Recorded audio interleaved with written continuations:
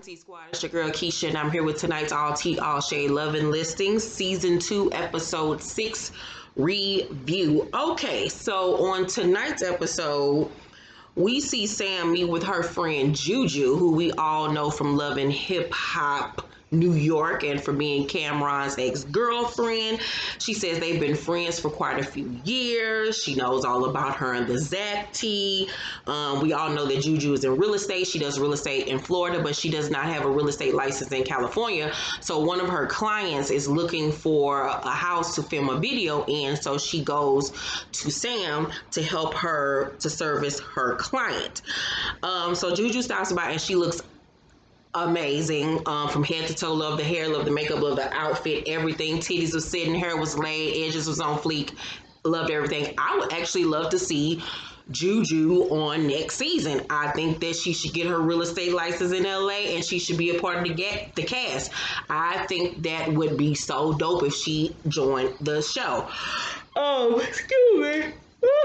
Jesus, I'm sleepy. Anywho, so Sam shows her one of the listings that she has, but it's one of Zach's houses. And so she's kind of eerie about that because she tells Juju that he's not taking things slow. And she told him that she wanted to take things slow after because she just got out of a relationship. And it's low key sort of kind of getting on her nerves and she's holding back herself because of this old relationship that she's in.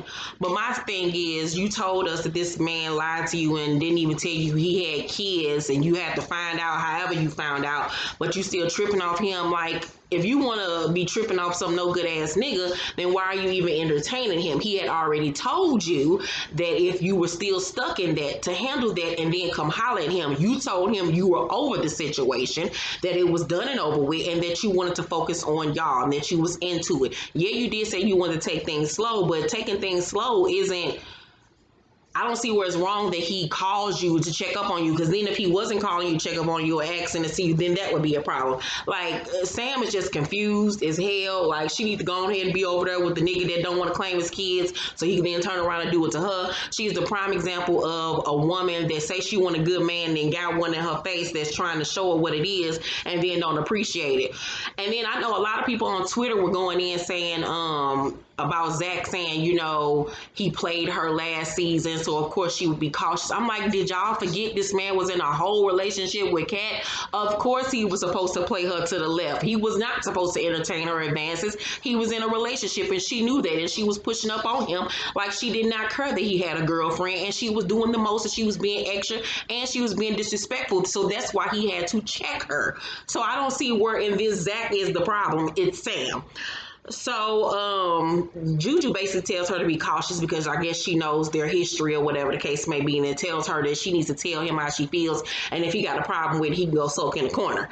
So Angie reaches out to Taryn about an apartment that she found because, you know, she wants them to move in together even though they've been dating 6 months. I mean, she just got an F written on her forehead for a fool. She says that she loves him and wants him to trust her despite, you know, her shenanigans in the past. He said he'll look at the apartment when he got some time, but basically he been acting funny towards her ever since the Palm Springs incident. He ain't looked at the apartment. He telling her he'll get to it basically when he got the time. Girl, bye. Like, ain't nobody got time for that. Like, especially him having a whole attitude or whatever because Andrew arrived or whatever. Like I said, I still think Ajani got feelings for Andrew. That is apparent. But I hate when people are passive aggressive. So just say what it is. Like, if you're feeling some type of way, you don't want to move in no more, say that. Don't be playing games. Like, just say what it is. So Angie and Jacob, aka Selena's killer. Angie looked just like Selena Killer. Child, she is not cute at all. I'm like, if you go date outside of your persuasion, Jacob, at least make sure the bitch is cute. She looked like she cleaned rooms for Holiday Inn. Jesus be a Christ. But so they sitting on the couch and she basically got an attitude because he's basically not present in their daughter life. He like hold her for a second and pass her off to her. And I was like, you didn't think that this is the type of daddy he was gonna be by looking at him. He don't even know how to buy a blazer that fit him properly. So what makes you think he gonna be able to take care of y'all baby? Them damn blazers this nigga be on there wearing be looking hot. They too little. It look like he got them from Lane Bryant because he got that big old ass in the back. Child, I just cannot. I'm like, girl, what kind of daddy did you expect from this nigga? And she basically says, you know, how she never has a break. She always has the baby. And I was like, look, once again, who you decide to lay up with and have a baby by. So you get what you fucking put yourself into. So he wants her to appreciate that he's out there working and helping her financially. And I was like, but you don't get brownie points for doing what the fuck you supposed to do, Jacob. Going to work is not a extra bonus point. That nigga, that's what you're supposed to do as a man, period, whether or not you got a child. But that's what you're supposed to be doing. Like, the fuck, girl. So Andrew shows some little rapper, that 17-year-old named NLE Chopper from Memphis, a $490,000 condo. His budget is $500,000.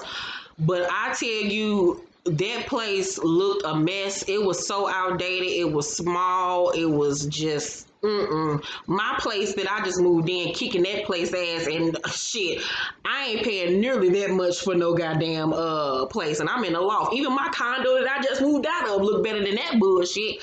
By the way, home tour coming soon. Can't wait for you guys to see my masterpiece. But anywho, but yeah, I was like, that's what you get for $490,000 in LA, girl. I would have been finding something in Memphis, girl. Fuck that, because that shit was it looked like it stinked in there. It looked like it smelled dry and stale.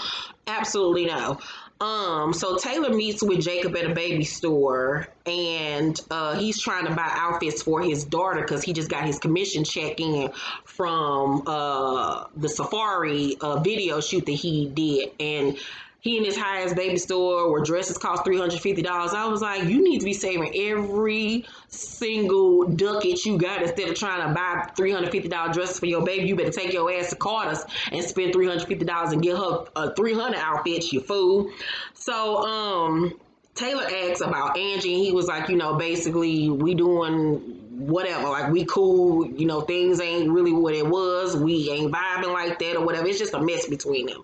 So Taylor says that she's not getting along with everybody, and he tell her, you know, you need to go to counseling, sis. You need to figure this shit out and understand like why you keep on getting into it with everybody.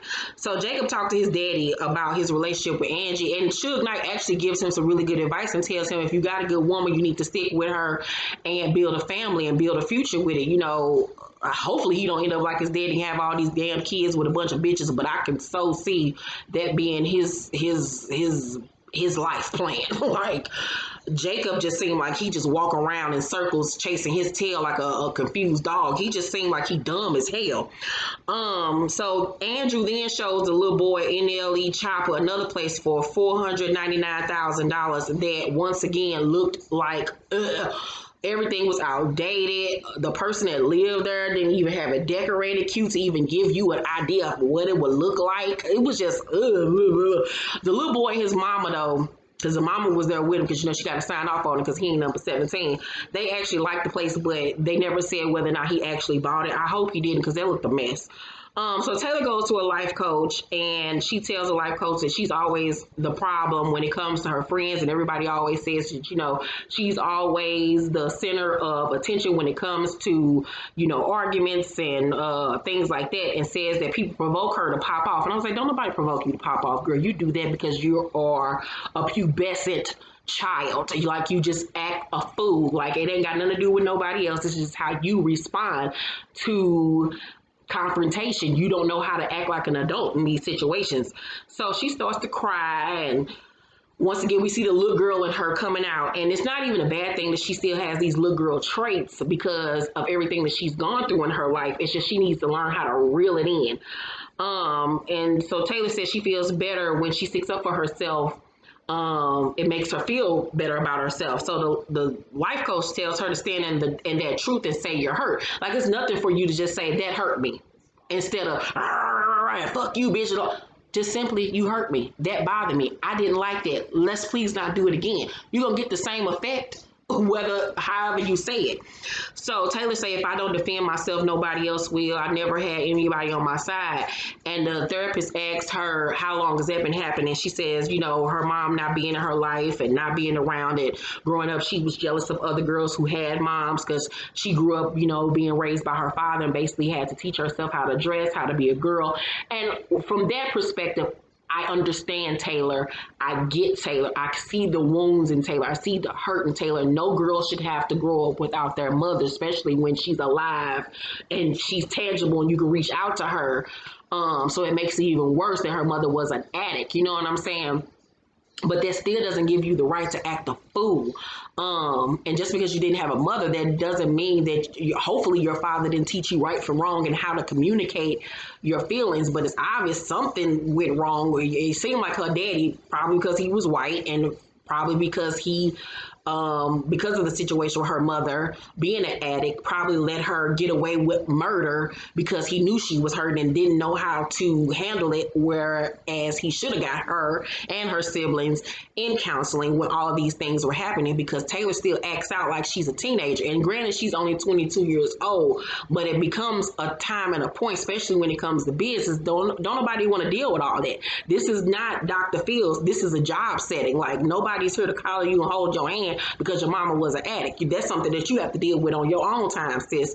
So, I mean, I think we went through this with her last season with her going to talk to somebody. So I'm just over it at this point. I hope the little girl gets some help and learn how to talk to people, because she gonna come across the wrong bitch and get her ass whooped. So the therapist tells her that the strongest people know how to say they're weak, and that's the honest to God truth. So Taylor realized that she's the problem. The therapist tells her that she needs to fix who she is and make amends with everyone, because if she wants to become Mega Taylor, this real estate agent, that she's going to need these people in her life to help her get where she needs to go. So Eric has the guys over his house and he was cooking. And it just made me hungry because I got to cook dinner, child. And he had his dad there who was so nice looking, Zach and fake ass Boris Kojo there. And Zach tells them that he asked Sam out to eat. He's been calling her, giving her good morning texts, and he knew she had to work that day, but asked her when she got done if she wanted to go out to eat. And that she said that he'd been asking her to hang out every day like that was a problem or whatever. And so he basically said also in his confessional that if he doesn't reach out to her, they don't talk. Well, I was like, well, nigga, that tells you everything you need to know. Stop reaching out to that bitch. So Andrew then arrives, and Zach finished telling them what's been going on and says basically she put me on I can only see her one time a week type shit. Like, the fact that you even allow her to say some stupid shit like that to you, like, nigga, what? I would have told her, you know what, I ain't got to see you no days a week. Like, the fuck is you talking about? So then Andrew tells him how she pulled him to the side and told him that she's not over her ex and needs help figuring out how to get over him. And Zach is stunned and says that she's not used to men treating her right. And how, if that's what she want to deal with, she can go ahead and do that. But, he's trying to show her something different. And I understood exactly where he was coming from. But I was like, remember last season you said she couldn't even get your dick hard. So was that a lie? Like, I mean, because they smashed in Palm Springs, so I guess that was a lie. But I'm like, if she couldn't even get your dick hard, I wouldn't even be sweating that shit. Like, fuck her. So, but I do agree that she is playing games. Like, she says one thing, but then does another. Like, ain't nobody got time for all that. Especially with how you was sweating him last season. Like, girl, get over yourself. So Angie and Taryn view a place that looked 10 times better than what Andrew showed that little boy. I'm like, how in the fuck can Angie and this bartender even look at something that looked like this? And he showed that little boy that had a $500,000 budget. That bullshit. When Angie had said she ain't even been selling nothing, something just didn't add up right. I don't know if this shit was just for the television show, because that shit wasn't adding up at all. So, Sam and Juju show Fat Boy Zach's property. He was basically like it was too much for him. So Sam and Zach have their confrontation, and Sam says in her confessional that Zach went from texting and calling her every day to radio silence. And I was like, bitch, you got what you wanted. Like, see, once again, now he ain't calling you. Now that's a problem. When he was calling you, that's a problem. Girl, nobody got time to deal with your confused ass. Girl, if you don't go to bed and take a nap. So Sam say, you know, I literally just got out of a relationship. And Zach say, you know, he showed you zero respect. And this nigga you tripping off of. And I was like, exactly. Like, if this the type of nigga you want to be sitting up here confused and crying over and Thompson, you need closure and this, and like, what more do you want from the situation? Like, either you gonna be with the nigga and his kids that you ain't know shit about, or you gonna be with Zach, or you gonna be by your goddamn self. But ain't nobody got time for you to be going back and forth, girlfriend. So she say she basically don't understand why he's mad at her and says that she needs time to heal. Well, bitch, you need to go lay your head on the y'all titties and cry about it, because ain't nobody got time. And he say he ain't doing this with her ass. He'd have been there before, ain't doing it no more, and I don't blame him. Ain't nobody got time to be playing these high school ass games with you. This ain't Gossip Girl. The fuck? This ain't Saved by the Bell. What the fuck you think this is? So that's my review on Love and Listings. I give tonight's episode a B minus. It was good. Next week episode seems like we're gonna get somewhere again with the arguments. So I'm looking forward to that. Make sure you guys check out my P-Valley review, the Shy review, Love and Marriage Huntsville review, my marriage boot camp hip hop edition review, as well as my Real Housewives of Potomac review. They're all up right now. I will see you all again Thursday for marriage boot the fuck camp.